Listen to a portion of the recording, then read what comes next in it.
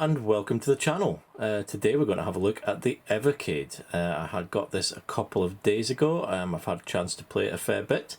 So yeah, this is a new handheld by Blaze. I've covered a few Blaze products before. Did the Atari handheld, a couple of the Atari mini consoles. The difference with this is this has games from lots of different developers that they've of course got the license to. And this actually comes with physical cartridges that you can put into the console. So this is the premium pack, everything you see here. I've obviously got the little coin here for pre-ordering, very nice, set that to one side. Also got a little carry case for it here. This is the full collection of games. This is the 1 to 9. I think if you pre-order now you get games 1 through, the collection is 1 through 10, I think. So this is 1 through 9. The one annoyingly I don't have yet, which I've pre-ordered, is number 10, which is the Technos Collection, which has Double Dragon on it, which of course is a great game, one of my favourites. So yeah, first of all I'm just going to have a little look. It tells you here, by the way, the games included in the actual box itself, so some of these came separately. The Atari Collection 1, NType Collection 1, Namco Museum Collection 1. Okay, and as you see, officially licensed. That is going to mean that some of the games, you know, not going to be too hot. We get that, you know, it's I've done a lot with the Atari stuff with Blaze before. Yeah, well, licensing is licensing. We can't have everything. However, they've licensed some really decent games here. And obviously this is geared towards a collector. You see the games, it's got a number on each one. This is very much geared for the having everything in your library. I think there's another 50 of these planned, I think. Which is exciting stuff, you know. I love the idea of collecting things like this. Great way of preserving games. So yes, let's have a look at the main box here. So there's the Evercade Premium Pack. We've got 3 games in it. Just see if there's anything important or missing from the box. No. Oh yes, of course you can play it on your TV. I'm not going to showcase that, mainly because it's a lot of hassle to set up, and I want it as a handheld. I really don't have any use for it to do that, apart from maybe capturing footage today, but you'll see the footage when I'm holding it. So let's have a look. You get your. I've already opened this, but obviously I've been playing it the last couple of days. So there's your quick start guide. We don't need that. Here is the handheld itself. Okay, you can see it's a decent size. You know, it's kind of a Switch Lite size of a PS Vita size device. D-pad is pretty decent, I have to say. It looks kind of not too great, but it's actually quite sturdy. Works well. Your buttons, you've got your A, B, X, Y. Now the controller layout, I didn't actually give it any thought, but of course it's set out in a modern way. I believe you can upgrade firmware to change it to get the more classic controller feel. For me personally, I really don't mind. If I'm not using an original controller, I don't mind how the buttons are laid out. Menu button here, start, select, volume at the bottom. You've got your headphones there, charging cable, and there's your mini HDMI out to connect to your TV, on-off switch, and there's your cartridge slot there. Now we'll see the cartridge slot is very tight, but it works just fine. But it is certainly a snug fit, shall we say. So yeah, let's just check underneath. I believe the only other thing, there you go, charging cable in there. So you get the charging cable with it. Okay, so I'm going to plug this in and let you have a look at some of the games. Okay, so the first collection of games we're going to have a look at is the Data East Collection 1. How many games is it? 10 games on this one. And this time I'm just going to show you for the first one the cartridge going in. Now it is a snug fit, however we see what they've done. It completes the console, you see, when it's in, so there's nothing hanging out at the back or anything like that. So it is a snug fit, and it's worked every time for me, not a single issue. Okay, so I'm just going to show you the startup, and we'll have a look at some of the games.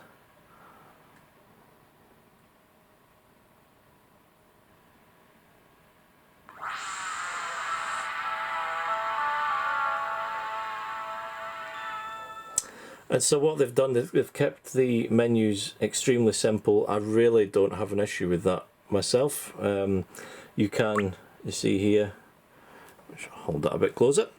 So you've got your screen ratio, original full screen, that's all you get. Brightness, audio, language, and legal support, and that is it.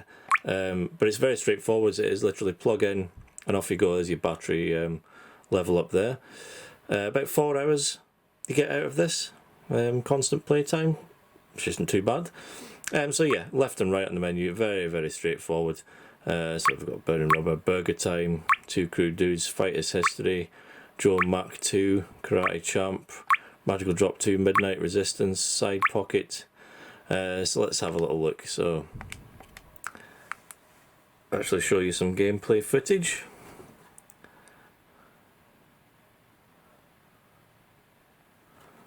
There we are, so that's it in original size. I prefer it original size.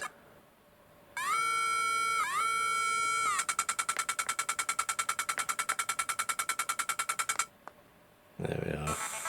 Now I'm just going to show it quickly. So that's original size. Okay, and then we'll just check what it looks like. Screen ratio, full screen. Yeah, and that's it dragged. It fits, it works, but like all of these things, for me I just prefer the original size. It just looks a bit nicer.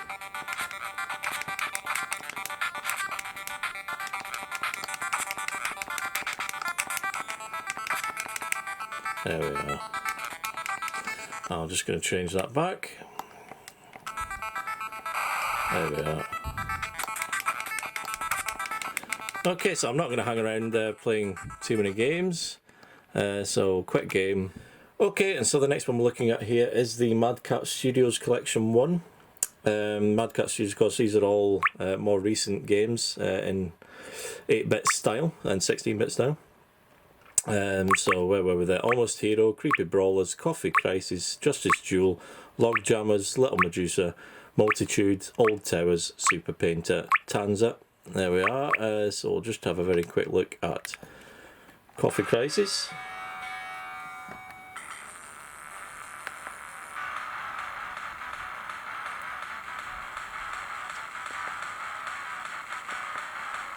We'll just skip through.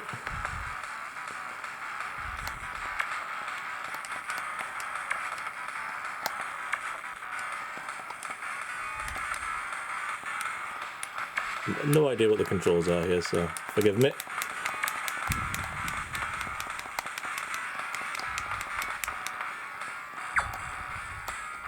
There we are. Yeah, so there you go. So it's nice to see games coming from developers like that as well. Support more recent games. Okay, so on this one we're on the Namco Museum Collection 1. So there's quite a few decent games on here. You've got Battle Cart, Dig Dug, of course, Galaxian, Metal Marines, Pac-Man, of course. We'll actually kick off with a quick look at Pac-Man because I absolutely love it. This is a good version.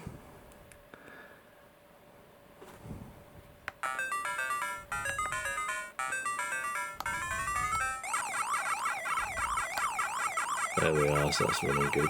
Good version of Pac-Man to have. So we're not on the Atari 2600 version, the beloved. Awful ports. Oh, hello. There we go. Anyway, so yeah, that's good. So we've got Namco Museum Collection there. Some really decent games. You know, Galaxian, Dig Dug, fantastic. Okay, now we're on the Pico Collection 1. Some good games on here, and it's nice to see a couple of these. So you've got 8 Eyes, you've got Brave Battle Saga, Canon Legend of New Gods, Draken, Dragon View, Doc and Imp, is that? I don't know that one. Iron Commando, The Immortal,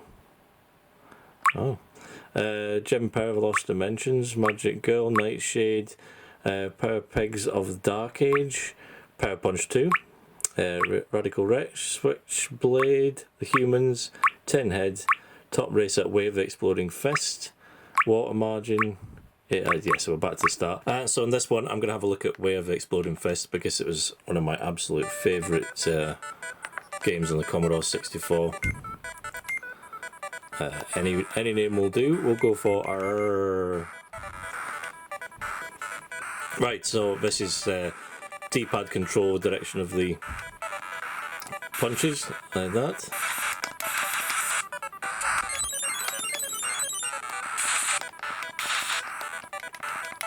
No, no, no, no!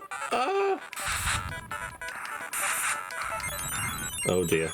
Okay, so we're actually going to have a look at the NType Collection 1. What I completely forgot to say was inside of each case you get a little book which actually gives you a great bit of history about each game, which is really handy. There you go, give you a little full colour books there. Yeah, it's inside of each cartridge. So we'll just have a quick look on here. So we have Battle Chess, Boogerman, which I'd never played before, Clay Fighter, Earthworm Jim, of course, the biggie there, Incantation, Titan, and there we go. So only a couple on there, but we're getting, you know, these are 16-bit games. So I'm just going to show you Earthworm Jim, the classic.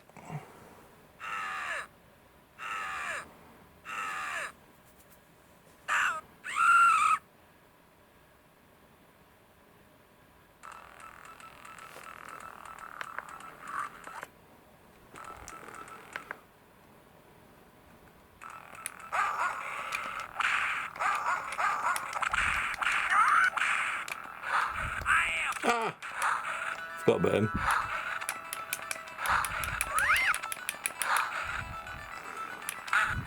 So, I mean, yeah, we're in the 16-bit era here. I mean, this looks good, I have to say. You know, it's very clear. Again, I still prefer using the original aspect ratio. But yeah, it gives you an idea. Okay, we're going to move on. Okay, now we're on the NType Collection 2. So again, 16-bit games.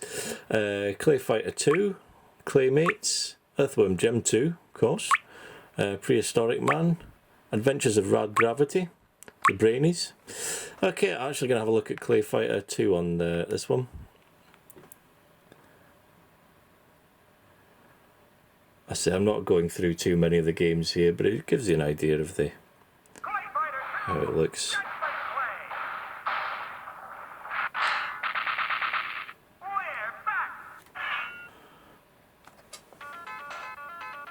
Okay. Oh, I think, yeah, go for Tiny.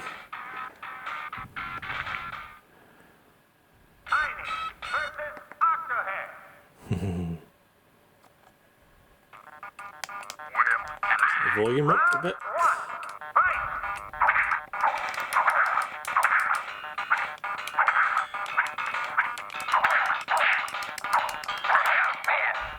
So again, it looks, I mean, it just looks like really clear. It's they've done a good job with the emulation on these. I haven't had a single issue with the emulation so far, which is generally expected, to be honest. There's usually something that's a bit laggy or stuttery or hazy,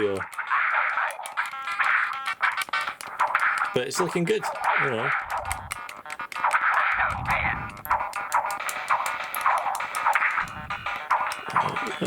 Come on. There we go. I'm terrible at fighters anyway. Terrible at most games, to be honest. Persevere. There we are. Okay, so here we have the Namco Museum Collection 2. So 11 games on this one. Burning Force, Dig Dug 2, Dragon Spirit, The New Legend, Galaga, Pack Attack, Phelios, Splatterhouse, Splatterhouse Part 2, sorry, Splatterhouse Part 3, Terror of Draga, Warpman, Weapon Lord, and back to Burning Force. I don't know which one to show on here. Actually, I'm going to have a look at this version because this, of course, is a well-known arcade game. Galaga. I have the debate about the pronunciation.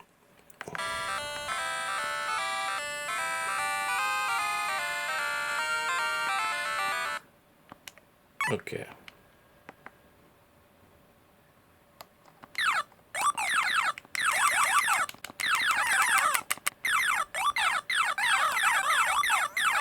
Actually.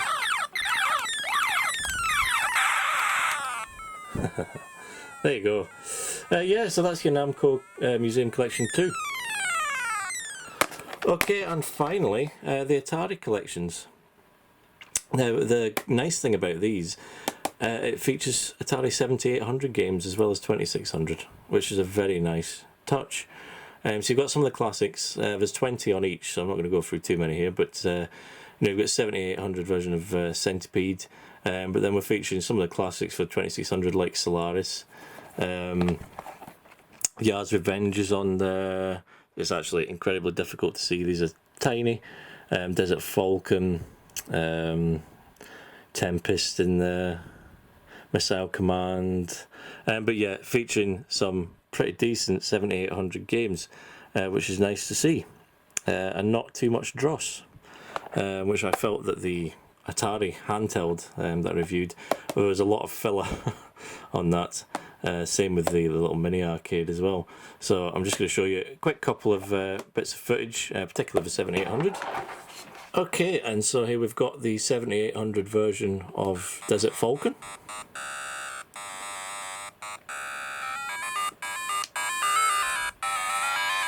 Okay. So it helps if I pay attention, doesn't it? There we go. So yeah, 7800 version of Desert Falcon here. A very different looking game, of course, from the original.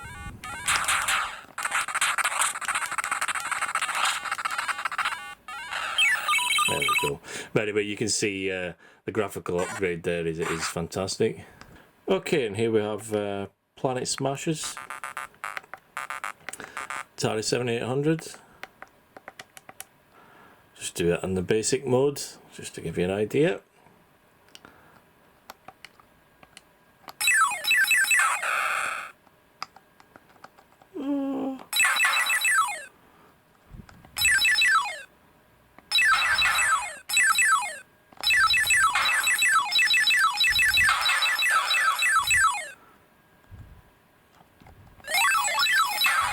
Okay, and finally, just going to have a very quick look at Asteroids for 2600. So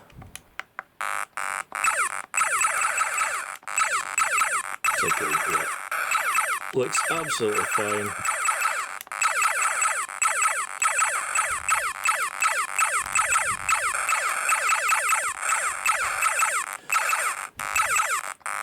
So there you go. Very good.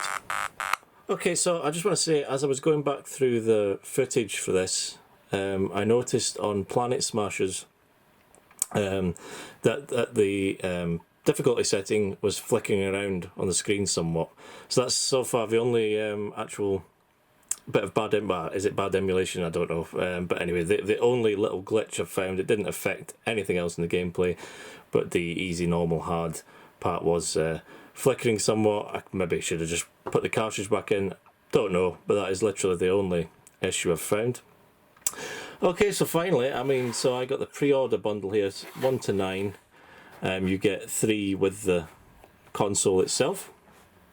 I like it. It's for collectors, in my opinion, just people who like to collect these types of things. You know, it hooked me with the that means I've got to get them all now. I won't be able to help myself. £15 a cartridge if you're getting them separately, which I think is pretty decent. They are planning on doing Atari Lynx. A couple of cartridges planned for that, which is very exciting for me. I love the Atari Lynx. I also see you're going to have Dizzy on a cartridge. That's exciting for me as well. Fantastic. So overall, I paid £149.99 to pre-order this. I think it's been worth it. The unit itself is pretty sturdy. Controls are good. I don't feel that it's cheap at all. You know, I think with Blazes, you know, with the likes of the Atari Handheld, that felt really quite cheap. This feels good. It feels sturdy. It feels strong. I quite like the snug fit of the cartridge. Buttons are good. I haven't hooked it up to the TV. I don't really intend to play any games through the TV with it. You know, I'll be using this on the go. So yeah, I would check it out. And as I say, pre-order from now on, I think you get 1 to 10 if you pre-order. I think the next release is August. and I'm really looking forward to having Double Dragon on the Technos collection. So yeah, thank you very much for watching. I'll see you next time.